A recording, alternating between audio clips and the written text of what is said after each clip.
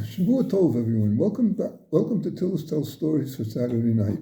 The title of this week's video is The Odor of Subtle Theft.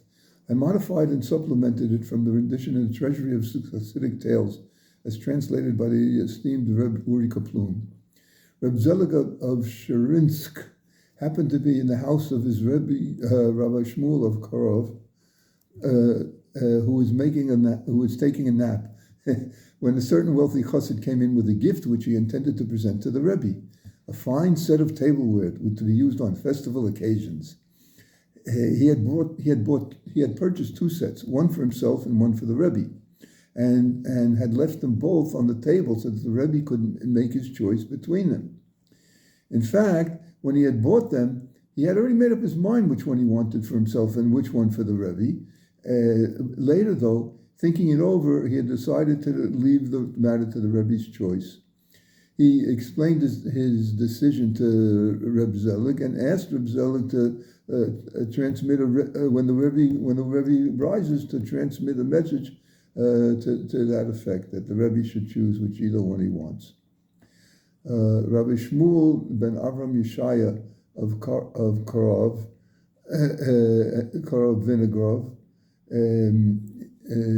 who passed away in 1820, became a Rebbe in his own right upon the passing of his Rebbe, the Seer of Lublin. He was also a disciple of Rabbi Elimelech of Luzhinsk. Many Rebbes in the next generation were students of the Makarov Rebbe.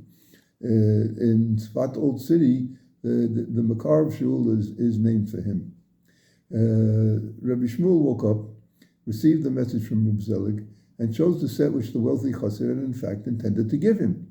Perceiving that Reb Zelig was most impressed by his choice, the tzaddik assured him, "Do not assume for one moment that this was divinely inspired. Nothing of the sort. Let me tell you a story involving myself and my brother, who was a rabbi of standing and not at all Hasidic. My brother once invited me to the marriage of his son with the daughter of a very wealthy businessman. When I arrived, my brother began to show me all the magnificent clothes which his mechutin, the father of the bride, had prepared for his daughter.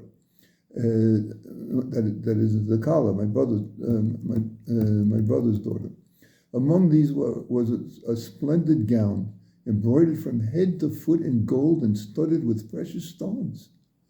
As soon as my brother stepped forward with his garment in his hand so that I could see it more clearly, I shrank from it and could not approach it. It smells bad, I told him. When he laughed aloud and scoffed at my reaction, I asked that his mechutin be requested to join us. When he came, I began asking him question after question in an endeavor to establish exactly how he had come by this resplendent garment. It transpires that he had received it as a gift from a prominent gentle nobleman, more precisely as a token of appreciation for the 12,000 gold rubles which the father of the Kala had caused him to earn at the expense of some other Jew. My brother was awestruck, but that does not mean that I was making use of supernatural gifts of divine inspiration. No, it simply means that if a man is uncompromisingly meticulous about the boundary between his property and that of his fellow, then whatever object has come to him in the subtlest degree from theft becomes revolting in his eyes, although he may not know the reason. But it can become revolting in his eyes to the point that he cannot even step near it.